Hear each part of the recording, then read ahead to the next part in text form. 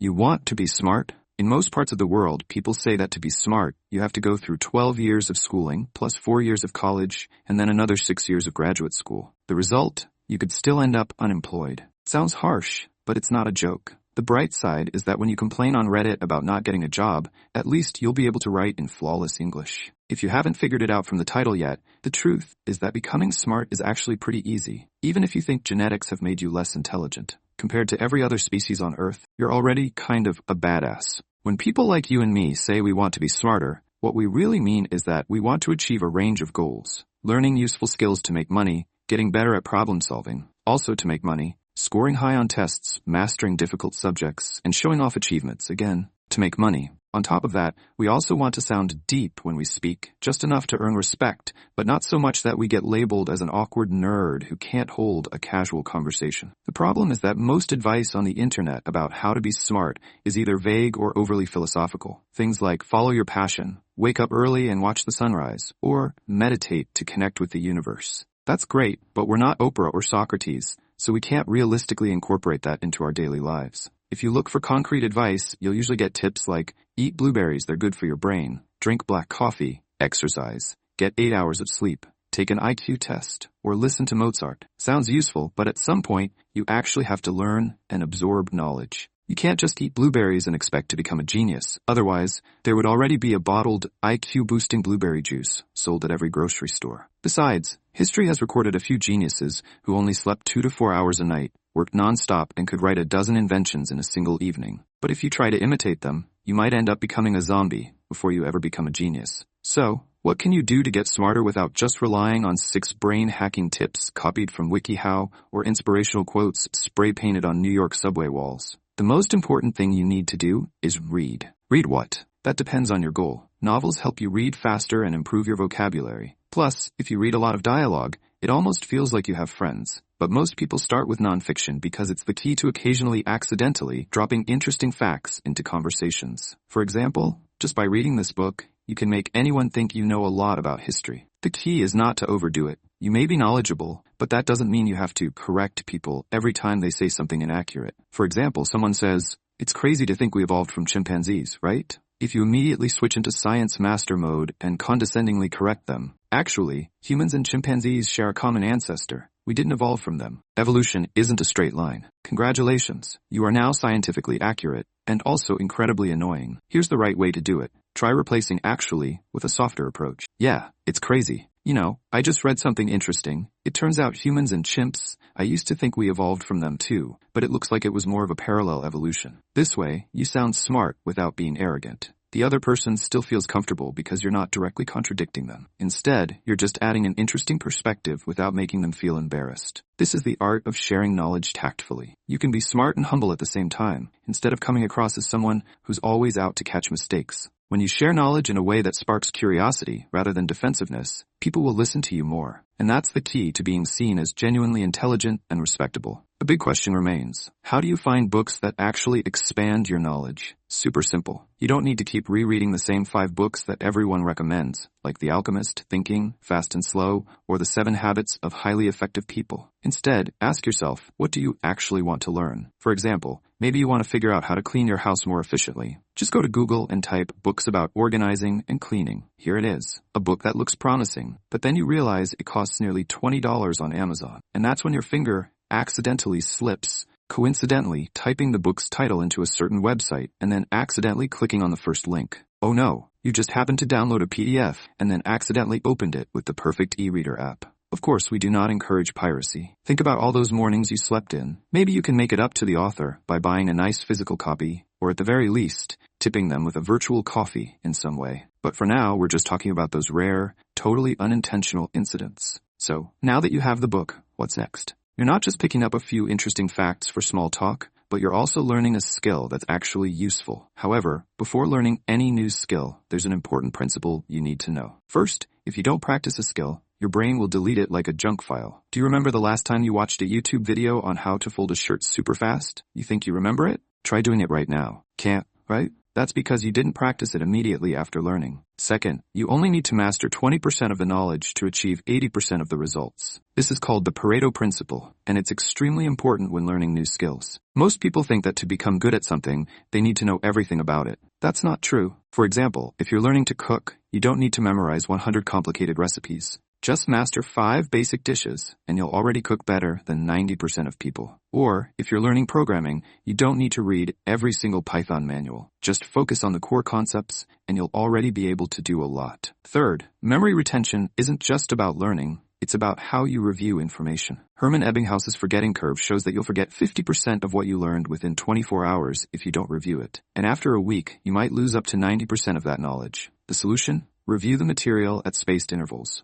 Instead of learning something once and forgetting about it, review it after 1 day, 3 days, 1 week, and 1 month. But be careful. Don't try to review vocabulary while cooking unless you want your food to taste like printer ink from your flashcards. Fourth, learning a new skill isn't linear. At first, you'll improve really fast. The wow, I'm a genius phase. But then you'll hit a plateau. The wait, why is this suddenly so hard phase. This is completely normal. If you push through the plateau, you'll keep improving gradually. But if you give up here, your skill level will forever remain at the took a few lessons but never really got good stage. Besides, you have to practice. No one has ever learned how to tie a tie just by watching a tutorial. You only learn by actually tying the tie while watching the tutorial. When it comes to learning, people often focus on the amount of information they take in. But the truth is that learning isn't as important as remembering and applying. If you just read a book, close it, and move on to the next one, you're not actually getting smarter. You're just collecting information in a way that your brain will soon discard. The same applies to reading books. They only make you smarter if you give your brain a reason to remember what you just read.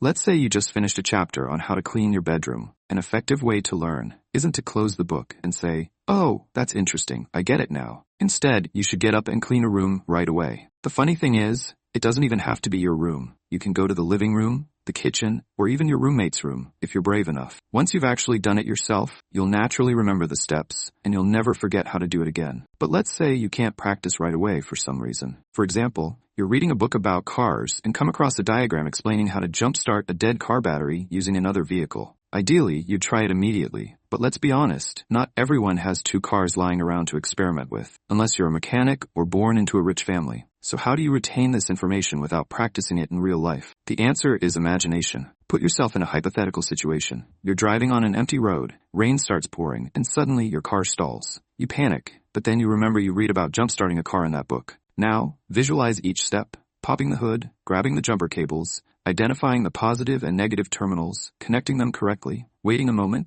then restarting the engine. You could even watch a YouTube tutorial and imagine yourself doing it. Why does this work? When you vividly imagine a situation where knowledge becomes useful, your brain believes it's important. It holds on to the information longer, just like how you remember important things in life, such as your ATM PIN, your crush's phone number, or the name of your neighbor's cat, even if you don't like it. Meanwhile, if you just glance at the diagram passively and hope you'll remember it when the time comes, chances are, when you actually face the situation, all you'll recall is that you once read about it somewhere, but have no idea what to do. In fact, this is exactly how the entire education system operates. You learn a piece of information, but since it might take 15 years before you actually need it, teachers create a simulated scenario to force you to retain it, a test. If you get it right, you pass. If you get it wrong, you fail. And if you're in South Korea, well, you might even go to jail. Just kidding, only if you cheat. This system, while somewhat rigid, exists for a reason. It forces the brain to retain information by placing it in a simulated survival scenario, aka an exam. The only problem? Once the exam is over, your brain realizes that the knowledge is no longer useful and immediately deletes it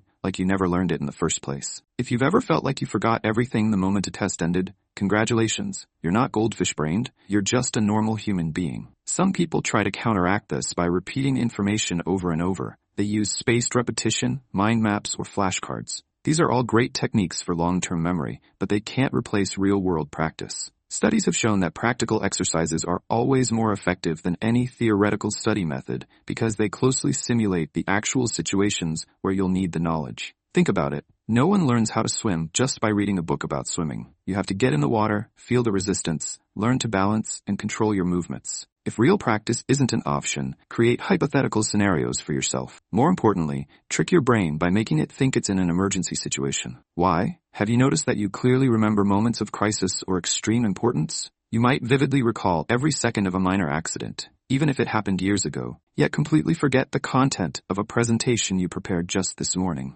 This happens because the brain has a built-in survival mechanism called the fight or flight response. When you face danger or something crucial, your brain switches into a special mode that helps you absorb and retain information quickly and for the long term, because it believes that remembering this could be the key to survival. So how do you take advantage of this while studying? Trick your brain into thinking that what you're learning is a matter of survival. For example, are you studying biology? Imagine you're hanging off the edge of a cliff, gripping on with just one hand. The only person who can save you is a scientist, but he'll only pull you up if you can name all the parts of a human cell. Think you'll remember better in this situation? Absolutely. Are you learning English? Picture yourself stuck at an international airport with no Wi-Fi, and the only way to find your way out is by asking for directions in English. A little drama goes a long way in helping you learn faster. Are you learning to code? Imagine you're trapped in a survival game, and the only way to escape is by writing a working piece of code. That's why so many people learn programming by building real projects instead of just reading theory. Your brain will think, oh, this information is important, I have to remember it.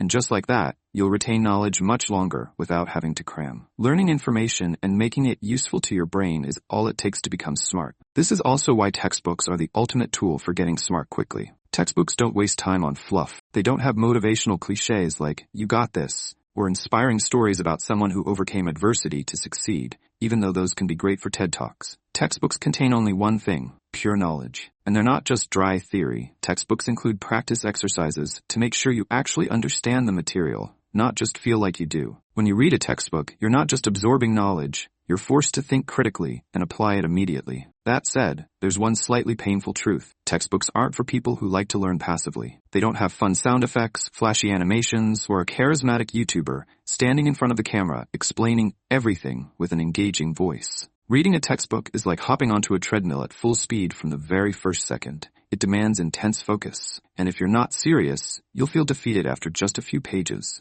Meanwhile, a YouTube video on the topic you're trying to learn might make you feel like you're learning, but after an hour of watching, you'll forget 80% of what you just saw. It's not because your memory is bad, that's just how the brain works. Not to mention, after one video, YouTube's algorithm will suggest something even more entertaining, but completely unrelated to your study session, and before you know it, you've somehow drifted into watching 10 weird facts about cats. In short, if you want to become smart, don't just read, use what you learn. If possible, practice it immediately. If that's not an option, then imagine yourself in a situation where the knowledge becomes crucial. Your brain only holds on to what it thinks is important, so trick it by creating scenarios where it believes what you're learning is a matter of survival. And now, you've just finished reading a section on how to learn effectively. Get up and do something to make sure you remember it. Otherwise, by tomorrow, 80% of this information will be erased from your memory. Finally, if you enjoyed this content, make sure to leave a like and share, and don't forget to subscribe to support me.